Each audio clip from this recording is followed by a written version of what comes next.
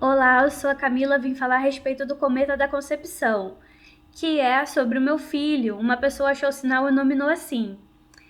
O sinal a seguir foi descoberto por outro estudante de profecias e fala sobre o trajeto do cometa Borisov. Esse sinal ocorreu em 2016, um ano antes do alinhamento de 23 de setembro de 2017. Porém, eu não o conheci até que estabelecesse as minhas datas desejadas para a concepção e nascimento do meu filho Emet. Eu pensei que eu estava sendo criativa quando estabeleci as datas, mas talvez foi o que Deus sempre quis, ou ele voltou ao passado para fazer o sinal. Eu não sei o que de fato aconteceu.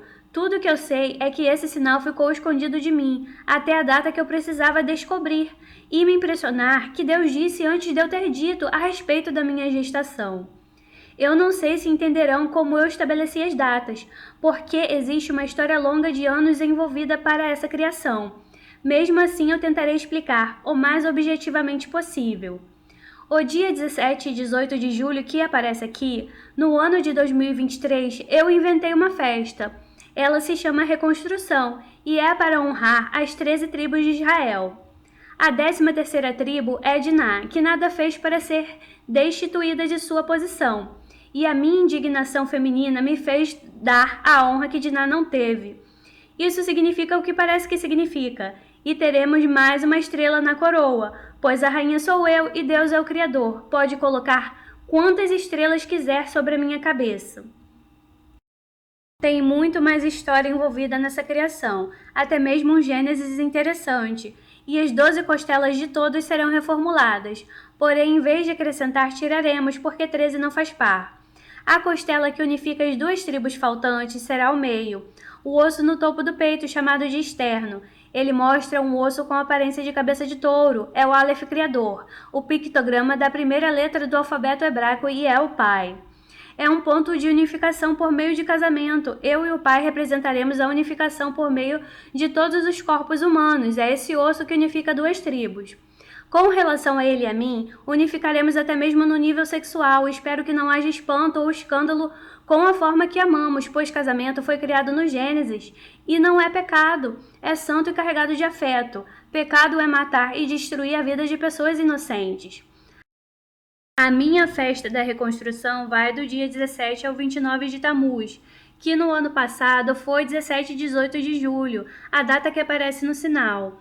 É um dia para a tribo de Manassés, a tribo que sempre quis para o meu filho, pois representa a aliança do dilúvio e casamento que Isaías profetizou. A outra data que aparece aqui é 18 de novembro, que nesse ano será dia 1º de dilúvio. Percebam que são duas datas que representam a tribo de Manassés e a aliança. Quero dizer com isso que estou grávida desde o dia 18 de julho do ano passado, 29 de Tamuz da reconstrução das tribos, e nesse ano darei à luz no dia 18 de novembro de 2024, dia 17 de Reshvan da aliança, que é o primeiro dia de dilúvio. Mais malabarismos proféticos. Ambas datas estão relacionadas à minha irmã, que nasceu em 18 de novembro e me convidou para estar na casa dela em 2 dias dessa aliança, 17 de julho de 2023, que foi 29 de Tamuz, e 22 de outubro de 2021, que foi o 17 de Reshvan, sem que eu tivesse a noção do planejamento de Deus. Ele interfere na nossa mente, liberdade temos, mas ele sugere. A previsão do cometa é a minha favorita, confesso, gente.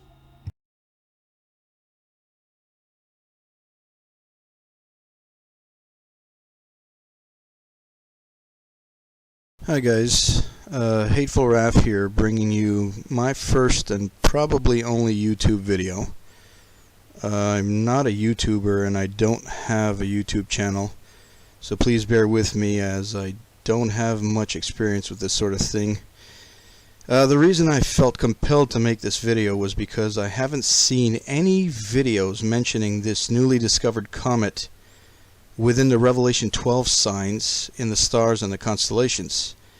I discovered this about the beginning of this year, and I've been feuding with myself as to if I was going to share this or not, since I've never uploaded a video, but finally I gave in and well, here it is. So let's get to it. Now I'm assuming most of you have watched videos and are aware of the Revelation 12 signs and the alignments with the stars within the constellations of Leo and Virgo. For those of you who haven't, I'm not going all over that. There are tons of videos on YouTube that explain everything. So check those out first, because this is an addition to all that. Okay, so in this video I'm going to be talking about a specific comet and its visual significance within Revelation 12 alignments. The comet I'm talking about is this one right here. This is the Borisov comet. Now, it's not the one of 2014, but rather the one discovered this year at the beginning of March. It was discovered by this person right here, whose name I'm not going to try and pronounce. And basically, this is the designation right here of this comet. You can pretty much put this in, anywhere, like Stellarium or any astronomy software. Probably Stellarium, you're going to have to add it, because I had to do that. There are tutorials online how to do that. I'm not going to explain that, but basically it wasn't there originally. I had to put it in since it's a new discovery. And I'm going to show you that, basically. And here it is on the SkyLive website. There's plenty of information on it. If I go down here, you'll see it roughly within our solar system. There it is right there. If I zoom in, you can see Earth, and you can see roughly where it is. This is right now. That's where it is in our solar system. Now, this is a very rare occurrence. How rare? Well, the only time in history back and forth, as far as I've gone, is when this thing appears in our solar system. Now, I'll show you this a little more in detail. So here it is right here within our solar system. Now, this thing has basically entered our solar system in like 1998, 1999, if you count like Pluto as being our border, and it leaves our solar system in 2041, 2042, something like that. Now, why am I showing you this? Because it enters our solar system within the timeline past and future of human existence only once. It happens only in our generation. We will be long gone before this thing ever comes back. I'll zoom out now to show you a better view of its incredibly vast elliptical orbit. Right here. And there it is basically. There's Pluto's orbit. And look at this thing. So, this is to give you an idea of how far this comet came from and will travel to. Now, granted, it's a comet, and comets do come from far away. There's no surprise there. However, the closest this comet will ever come to Earth in all of human existence will be this year. It happens this year alone in 2017. In any other time, it gets farther and farther away from us, and I'll show you this in Stellarium so you can see that. Okay, so here we are in Stellarium, and I'm going to zoom in. Now, the timeline right here is in 2016, but I'll just show you what this looks like. I'm going to zoom in. Okay, and this is the comet that I'm talking about. You can see the designation here. I'll zoom in as far as I can zoom in, and there it is.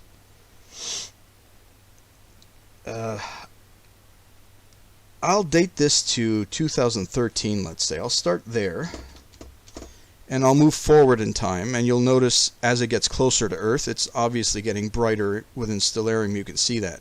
2016, 2017 at its brightest.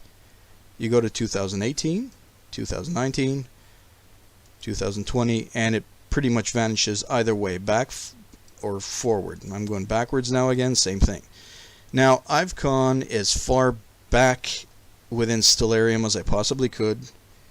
I've gone as far forward within Stellarium as far as it would permit. And this thing never ever gets as close to Earth as it does in 2017. Never. This is the only time it does this year. So why is this important? Well, you've all been blown away by the Revelation 12 alignments within the constellations, as you've seen in other videos, but now I'm going to add to your amazement. I'm going to show you this comet within the constellations, which will depict Virgo actually being inseminated and impregnated right before the 9 months of Jupiter's gestation within Virgin. Check this out. Here is the constellation Leo. Here is the comet I've been talking about. Now, I can say something about this right now, but I'm not going to. What I'm going to do is I'm going to play this back twice.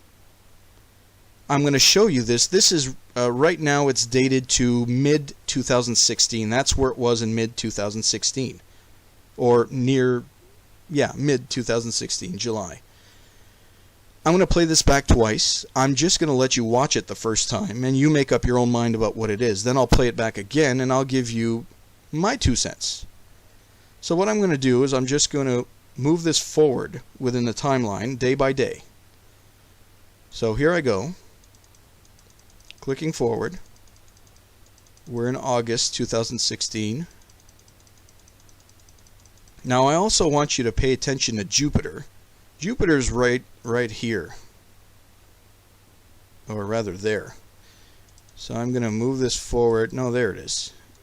I'm going to move this forward, September 2016, October. Now let me just center this for you. Here again is Jupiter, and there is that comet that I've been talking about. Now I'm going to center this just a little more, and I'll keep going until roughly mid-November of last year. Keep going. Now notice where the comet is going within Virgo. Okay? There's Jupiter. There's the comet. The legs of Virgo, the arm, the head. Moving forward. I'll get to roughly about mid-November. And look at this. This thing enters between Virgo's legs, and Jupiter immediately enters as well, right there. I mean, I'm baffled. It's crazy. What I'll do is I'll back this up, and I'll give you what I think is basically going on. I think I'll go mid, and then I'll move forward. Basically, this looks like to me, here we are in Leo again, backwards. Again, midway 2016. This thing looks to me like a sperm. That's what it looks like. It looks to me like Leo, the lion, basic royalty, is inseminating Virgo. That's what it looks like. I'm calling this the conception comet, because basically that's what's happening. Leo and Virgo are conceiving between 2016 midway and November, near the end of 2016. So look at this one more time. I think this is crazy.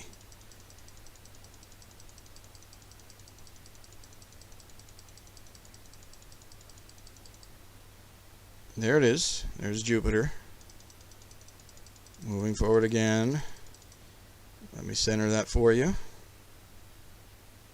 There's Virgo.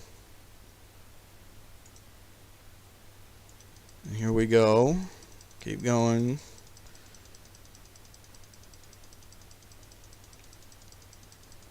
And basically there it is.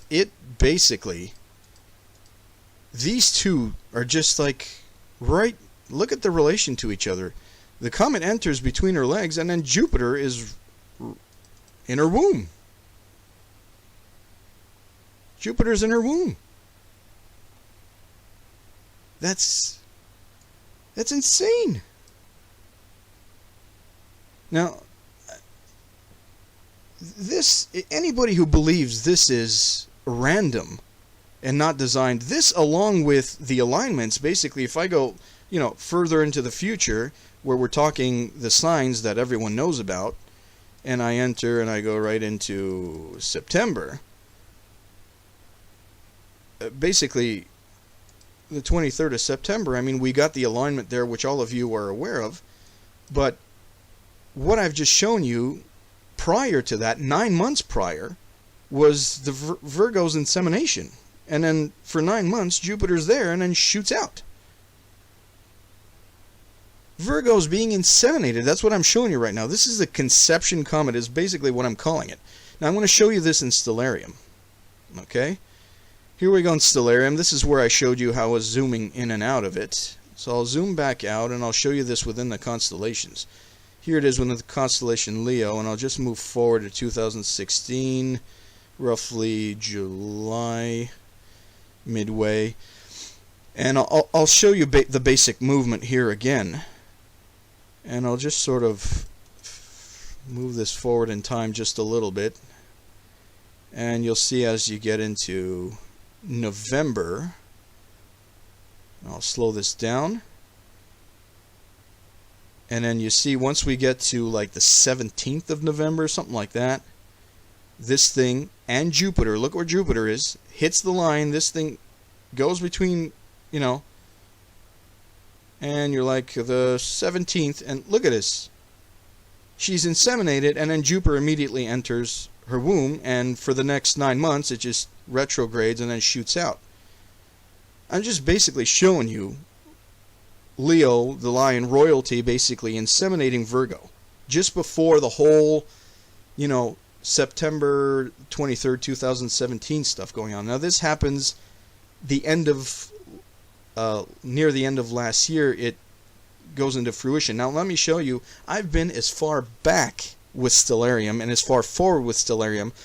This is a one-time rare occurrence where it shoots out of Leo and goes right through and then ends up in another constellation. And it only does this once within our view of this comet in all human existence, past or forward. I've tried this with Stellarium, and I'll show you this now. I'm going to go backwards in time. Okay. I'm just going to go backwards in time, and basically, any time before what I just showed you, this thing just retrogrades away, further and further away from Earth. And this is all you see. You don't see it shoot out from one constellation to another. And I'm just going to do this way so you can see this thing's movement. And I've gone as far as I possibly could with Stellarium. As far forward and as far back. Now we're going backwards, and I'll go even faster backwards. And you'll just see this thing. This is all it does. You can check this out for yourself. I'm not going to run this video for too long showing you this, because you can do this yourself. Trust me, I've done this, and I've gone quite far back. This thing, that's all it does. It never shoots out like I just showed you. Okay? I'll go even faster in time, and look at this thing. This is it. This is what you're going to see this comet do. This is our view of this comet forever and ever prior to, the November occurrence.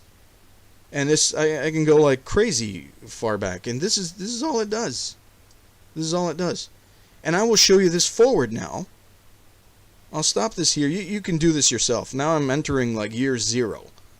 And again, this is all it's doing. And if I zoom into this, basically you'll never see it brighten up or get any closer to Earth. The only time it's at its brightest and closest to Earth is this year. And only this year, 2017. Now look, now we're entering like year 0 now, and it's still doing just that. That's all it's doing. So try this out for yourself. Again, you'll probably have to input this specific comet because it wasn't there when I downloaded Stellarium. I had to add it because it was a new discovery. Now we're in the BC. I'm going to stop this here and I'll go forward now. I'll range this back to like 2013. And I'll get right back to the comet there. There we go. And I'm going to show you this fast forwarded. Now notice, remember what it did. It just kept going like this, and there was no straight shot between one constellation and another. Now I'll show you this forward in time. Okay, here it is. I'll go a little bit faster. And I'll follow it. Once 2016 hits over here, look at this thing shoot out. Boom! Boom! And then back to retrograde motion forever and ever. I've gone as far forward, and I'll show you that. Moving fast forward, this is all this thing does. You can go as far forward as you want. This is all this thing does. This is an incredibly rare occurrence. Now, the fact that it's shooting out from Leo and going all the way to Orion is because it entered our solar system and then wound out and then left. And now it's gone, basically. I'm like, look at this. I can go as far forward as it's ridiculous. You can do this yourself. I'm not going to run it the whole time. I'm just trying to show you how rare this is. But it's crazy. Let me go back to like 2018, let's say. And I'll just center this back onto it, and then I'll go backwards in time again just to show you in a rewind motion. It basically, the whole time retrograding forward and back, and the only time it shoots out is this between the end of 2016 and the beginning of 2017. Folks, this is beyond just rare. This is not chance. If you believe this is chance, you are foolish. Look at this thing go. And then it does this, and then you're in a retrograde motion after that, forever and ever. Folks, this is the Conception Comet. That's what I'm calling it, because it's basically inseminating Virgo.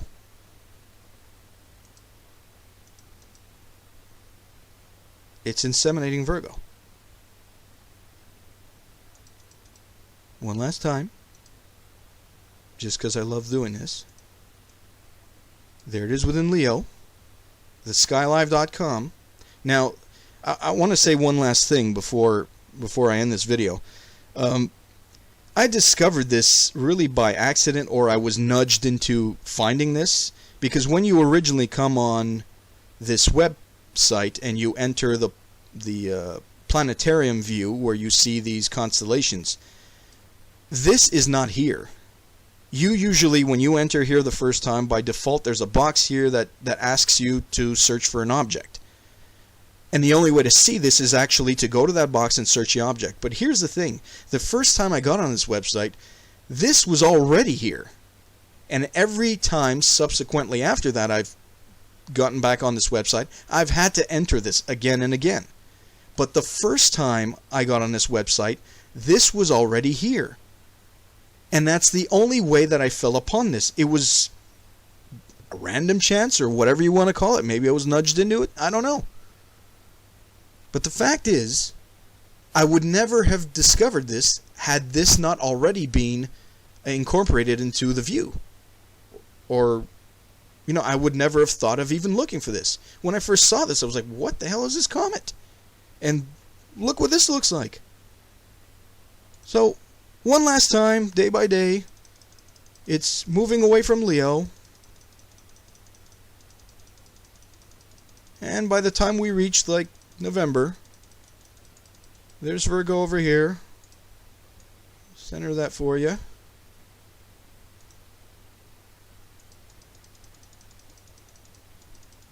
Moving in. We reach roughly mid-November. And as soon as it enters, there's Jupiter right there for the next 9 months. Virgo, the Virgin, is pregnant for the next 9 months, and basically you know the rest. You know the alignment and all that. This is what I wanted to show you. I have not seen a single video out there, explaining this or showing this at all. So that's my first video, probably my only one. I hope all of you are as astonished as I am. So, thanks a bunch.